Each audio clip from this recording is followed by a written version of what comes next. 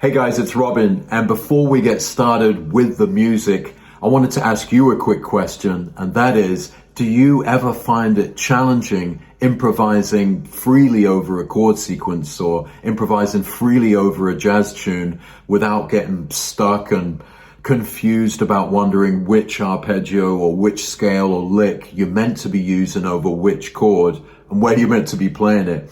I think I know the answer, and of course we've all been there. And in this video, I wanted to help you with that and teach you a super simple 3-step system to help beginners to improvisation know what to play over what chord and where to play it. It's a super simple system, and it's actually the system I use as well. So stay tuned for that. To start with, I'm going to play a little bit of impro over Bossa Dorado. Leave us a comment where you're watching from, put the thumbs up, and let's get the party started. 1, a 2, a 1, 2, 3, 4.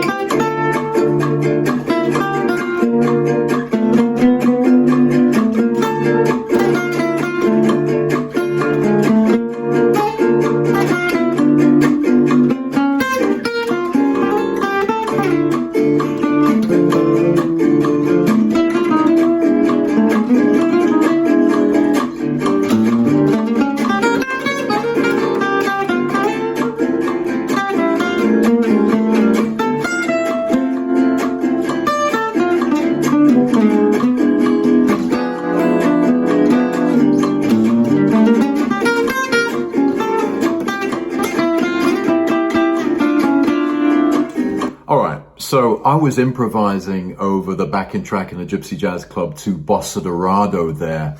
And let me know in the comments if you know Bossa Dorado. Basically, what I'm going to do in this video is break down my thought process and teach you this concept, this 3-step system, which will help you actually freeze you up. So it kind of takes away the theory side of the brain, and it instead shows you visual shapes that you can base your impros on the neck. And I think us guitarists find it way easier to learn a shape, right? A shape like that, rather than learn a tricky scale or arpeggio, right? Like a D minor 9 arpeggio. So shapes are simple to learn.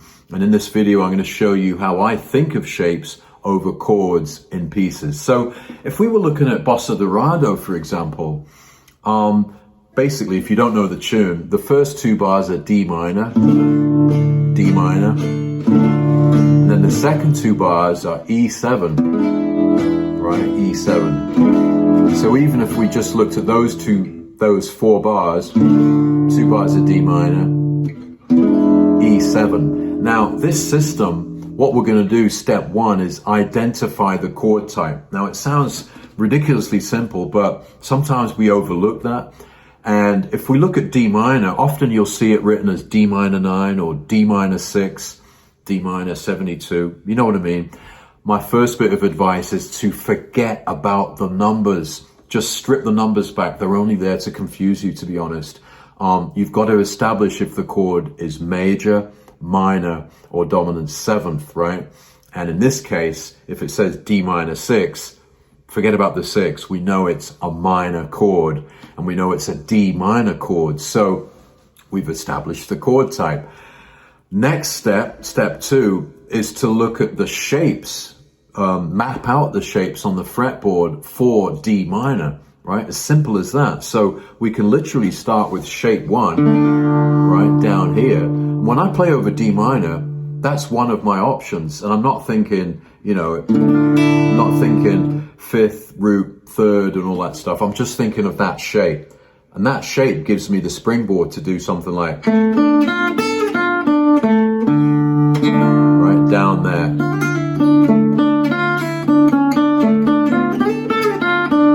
Right?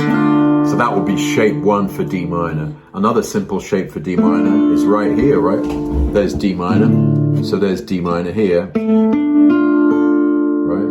A, D, F, A. And just knowing where that shape is, obviously in your solo, you're not just going to go like that. You're going to articulate the shape. But, you know, this is the process which will help you improvising rather than thinking of the scales and stuff. So just bear with me here. Shape 1, shape 2. Once you've got that shape there, by the way, you know that you can go. You could add the 6, right? It's right there under your fingers.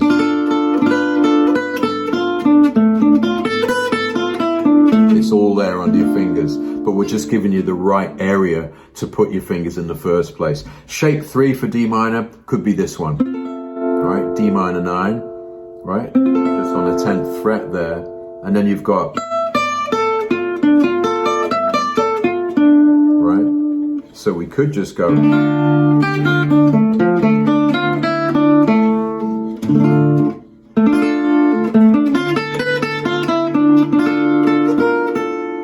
Go here, right?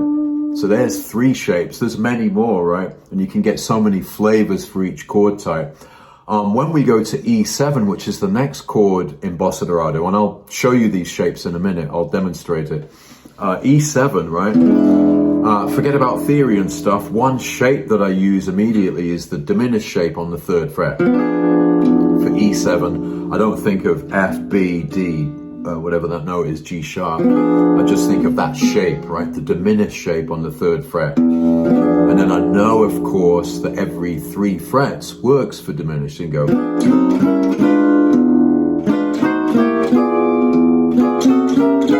Right? So that shape is going to work for E7. Now, there's a lot more shapes, but in this video, I just want to give you a taste of this system.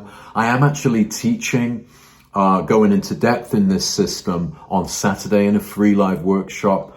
If you're not a member of the Gypsy Jazz Club, then you can actually join us for free. You can go to livewithrobin.com and you can actually reserve your spot there for free in this class. It's happening on Saturday, the 20th of July, this Saturday. If you're a Gypsy Jazz Club member watching this video, go on, leave us a comment, put the thumbs up. What's it like in the club? Right, step 1, what's the chord type? It's D minor. Step 2, map out the shapes. Right, let's go to E7. Step 1, what is the chord type? It's dominant 7th. What can we do over dominant 7th? One option, diminished. There's the shape. And then we've got a minor 2-5-1, E half diminished, A7, D minor in Bossa Dorado. And what we're going to do for that, instead of get confused with, oh my God, what's the minor 7 flat 5 arpeggio? We're going to use a shape for that, which is this. I'm going to show you lots more of these shapes on Saturday. But when we play over E half diminished, I think of this shape. Right, happens to be a G minor 9. Right, and then when we get to the A7, surprise, surprise, you can use the A shape to get back to D minor, right? Let me play the Bossa Dorado using these shapes now, and I'll just literally strum the shape so you can hear it in context of the chord. Let's go back. Okay, we're coming up to the beginning of the form now. Here we go, D minor, E7, half diminished,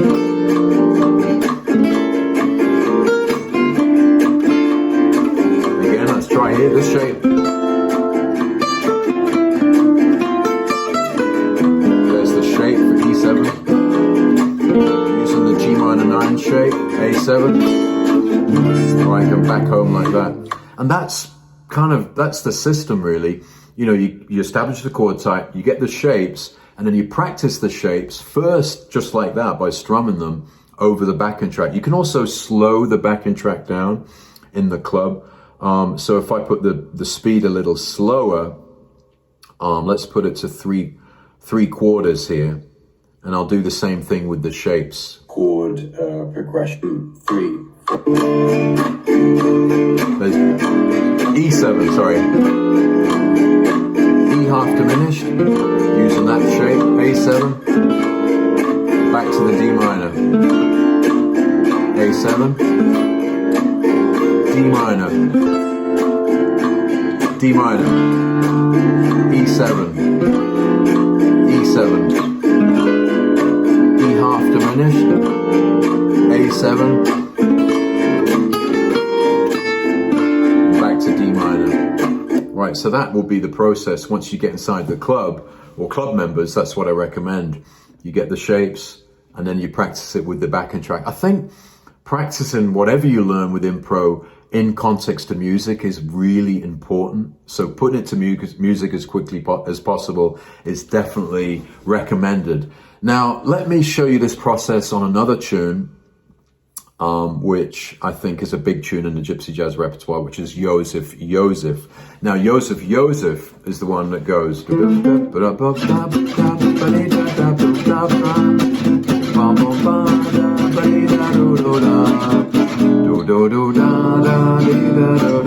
Right, it's kind of an uppy gypsy kind of sounding tune.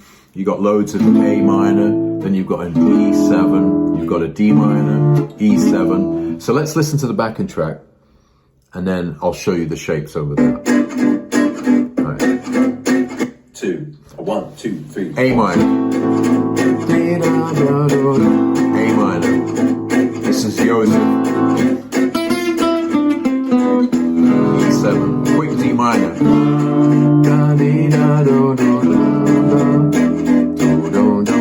Loads of E7 and then back to home. Right? Okay. So again, we look at the first chord in Joseph, Joseph. It says A minor 6. We forget about the 6. It's like maths, you know. Get rid of the numbers in that equation. Just get to the whole number, right? A minor. So we know it's A minor. What A minor shapes do we have? Let's not think about scales and arpeggios, but let's think, there's one, right? A minor 6. And again, this shape, I'm not only going to use it, but it's going to inspire me to go, you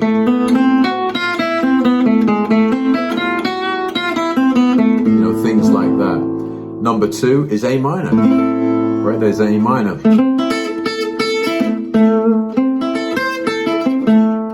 The A minor 9 shape.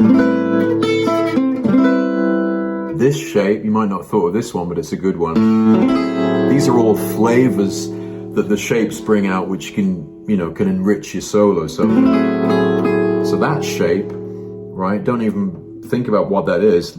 If you want to know what it is, let's work it out. So you got the root, you got the 6th, you got the minor 3rd, the 5th, and then you got this note, which is the major 7, because there's the root. And then what that shape does is open up this sound.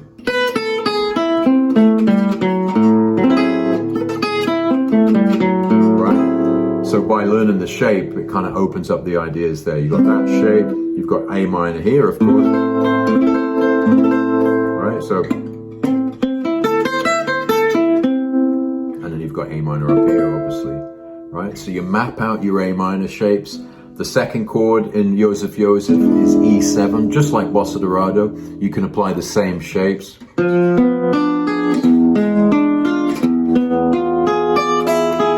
Right, stays there, then back to A minor. Let me play the backing track now with the shapes, and I'll play the slow version here.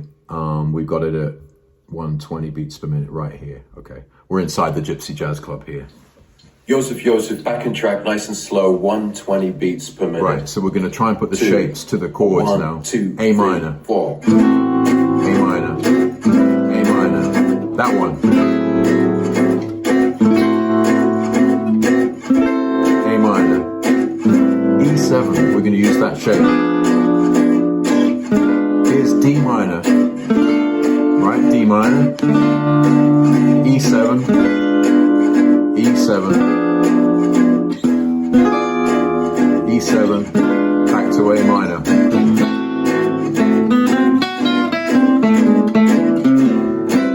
Start to articulate them. A7, D minor, D minor,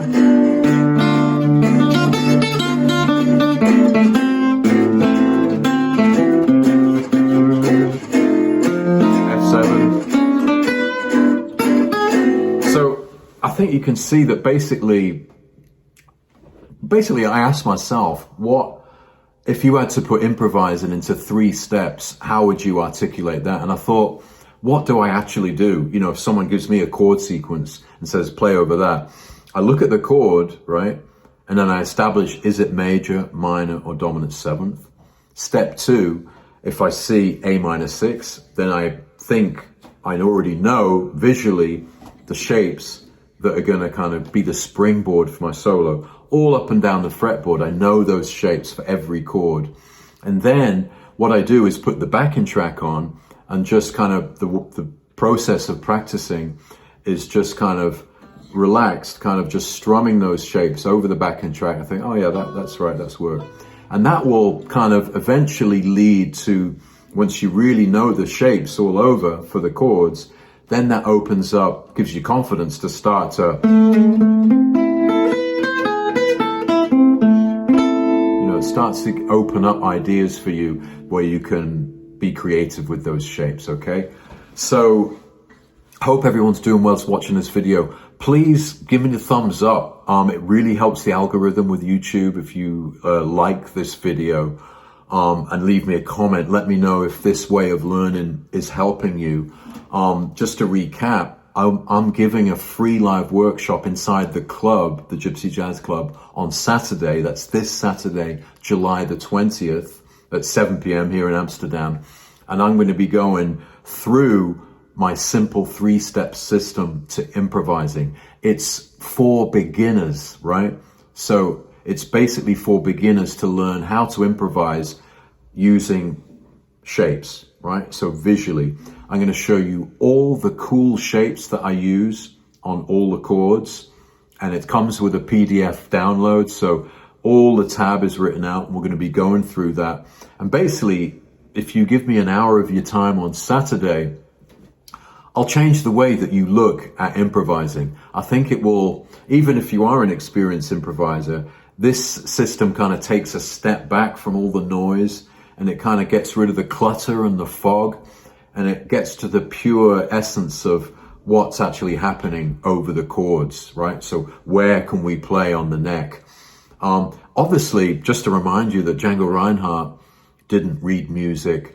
All the greatest, or all the Gypsy players that I love couldn't tell you what a G major 7 is or what an arpeggio is. They just learn by watching and listening, and it's such a powerful way to learn. Let me know if this way of learning is working for you, or if you'd like to try it. Come with me on Saturday, and that's how we'll be learning. I'll be showing you the visual shapes to all these chords on Bossa Dorado and Joseph Joseph. Plus, you'll learn Bossa Dorado and Joseph Joseph, so you can add them to your repertoire. That's it. I think I'm going to play a little bit more music.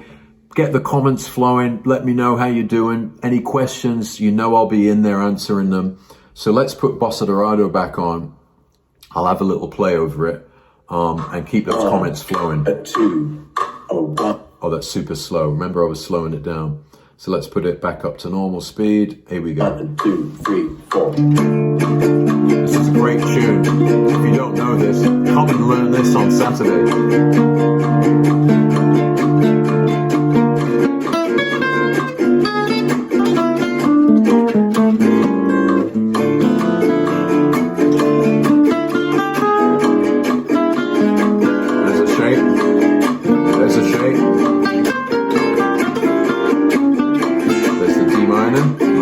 Those shapes.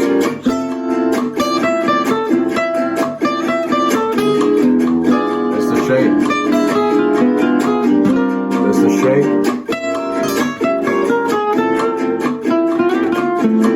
There's the shape. Oh, sorry. Now we're in G minor, the bridge. E7 again.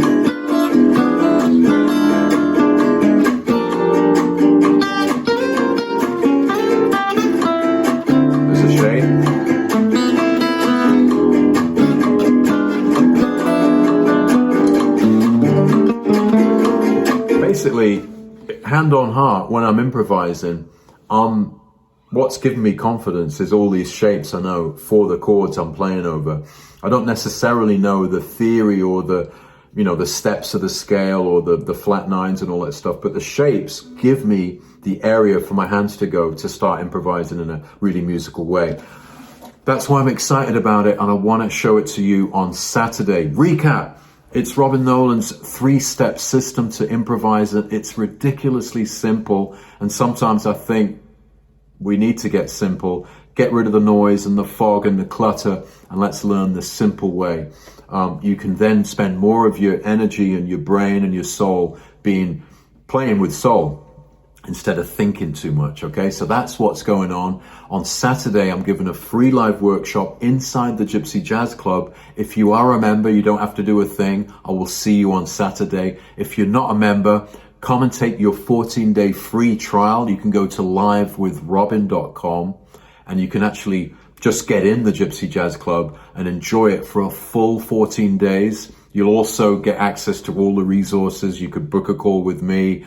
It's an amazing place where we have 6 or 7 live events every month, and it's just an incredible platform for learning Gypsy Jazz guitar. So it's a great opportunity. If you're a beginner, this is for you, right? A beginner to improvising. This will show you the clear, simple way to start soloing with freedom over chord sequences. I know you can do it. I'm going to jump off now. Thanks for watching this video. Please send the love. I'm sending it back to you. I'm helping you with Gypsy Jazz. You know it's my mission. And I'll finish with my motto, which is have a go. Take it slow, as we always do. Stay inspired. And come and join me for an hour on Saturday, and I'll change the way you improvise. See you soon. Lots of love.